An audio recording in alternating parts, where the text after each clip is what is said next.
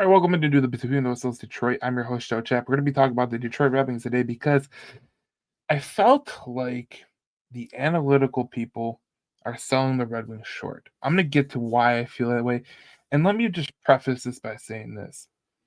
I have no problem with analytics. I use it as a tool in most cases.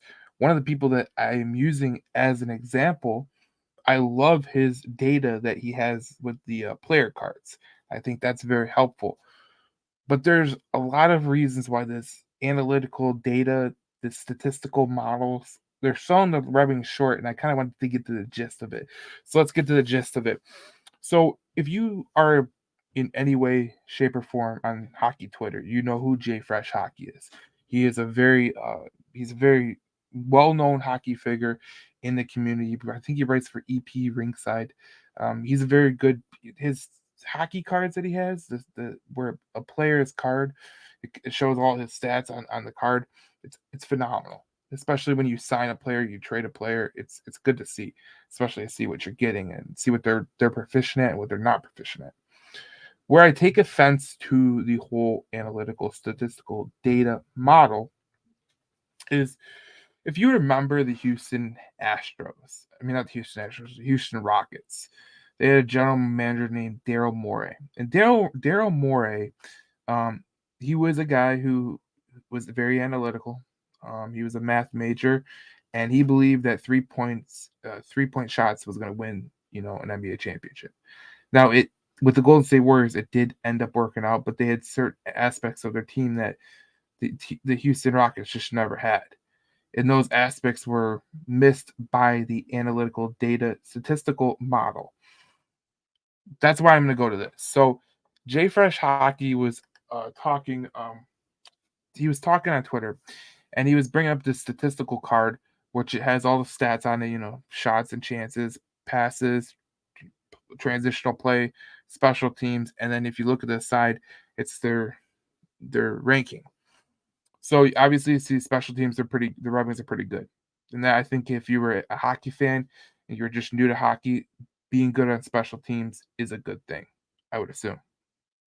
Goals, obviously, they're number one, and I mean they're in the blue with that. That means that they're doing a good job. They're only in the blue in the low to high passes, and that's the rest is red. So you see the statistical model, and you go, yeah, he's right. The Red Wings are kind of a little bit, how would you say, paper tiger. But that's just not the gist of it. I mean, Jay Fresh Hockey does a damn good job, and I love his data. But if you're gonna decide how a team is going to play based on statistical data, sometimes the statistical data doesn't really compute to what's a good team, what's a bad team, what's an average team. It's kind of there's certain things throughout the aspect of hockey that you just can't really compute on a stat sheet. It's good to have stats. It's good to have analytics, especially late in games, the Corsies, all that stuff. But for the most part, the statistical data that Jay Fresh Hockey has out there, you can't use it as on the end all be all. And he's kind of admired that the Red Wings are where they're at right now, and it just didn't make any sense. So I did some more digging into this analytical model, and there was this. This was the deserve to win meter. This was last night's game, which will be I'll be releasing this video on Thursday, so a Tuesday night's game, and it was the Red Wings versus Capitals. Now the Red Wings won 8-3. Why? Why would the deserve to win meter be 52.1%? So that means the Capitals would win 52.1% of the time on 1,000 simulations. It doesn't make any sense. So this is where we go to the guys that actually play the game. You listen to Spit and Chicklets podcast, they're talking glowingly about the Red Wings.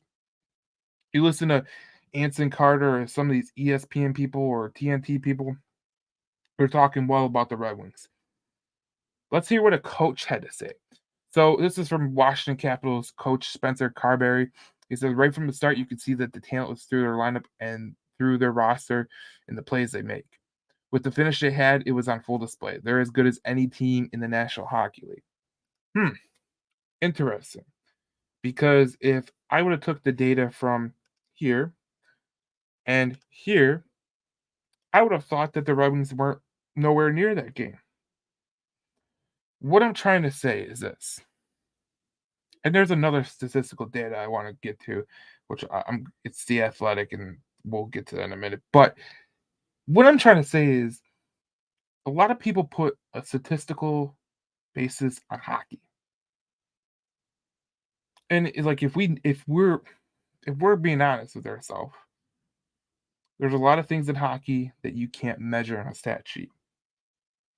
For instance, Christian Fischer blocking a shot in an 8-3 game tells you everything you need to know about that Red Wing team, doesn't it?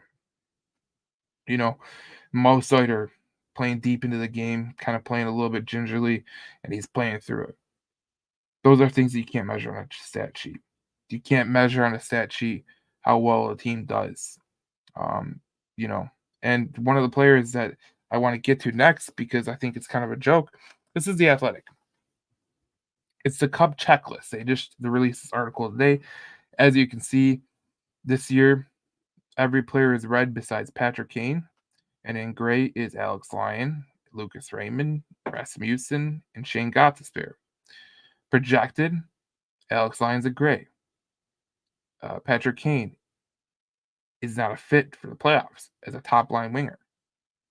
Shane Gottsberg is a top pair defenseman according to these analytics.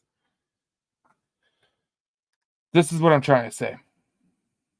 I think there's a lot of people in the analytical community when it comes to hockey and basketball and for football a lot of times too, where they just don't want to face the reality of what actually makes difference. And I think that analytics can be used as a tool. Obviously, you could use it as a tool for sure. But some of the calculations, some of the way that they come up with these factors, it just doesn't make any sense. I'm interested to hear what you guys have to say because I want to know what you think of analytics in the comments. So comment below, I'll respond and everything, but I just feel like the Red Wings are getting shafted by the analytics. I feel like it's insulting to the team, number one, and for Lucas Raymond, who's having one of his best years of 5-on-5 hockey, to not be a fit as a legit winger is a joke. Like, I don't know what you want them to say. And I'm sure if we went and seen the Vegas Golden Knights checklist last year, I don't think there would have been a lot of people saying, yeah, these guys are great. Because hockey has always been a game that has been played on the ice. You can make predictions, you can look at the statistical data and analyze what's going to happen, but until you go on the ice, until you play, it don't really matter. I'm Joe Chap between the Whistles of Detroit. Obviously, we have a busy week ahead of us for the Red Wings with the trade deadline. The Red Wings going for 7 in a row tonight. This is going to be as good as it gets as we go towards the playoffs. It's a fantastic time to be a Red Wings fan. They're playing phenomenal. I'm excited to see it. Let's see if we can keep this momentum going as they go on the West Coast trip next week. And the trade deadline is next Friday, so it'll be an interesting week ahead. I'll see you in the next video. I'm Joe Chat between the Whistles Detroit and the Red Alert podcast. I'll see you next.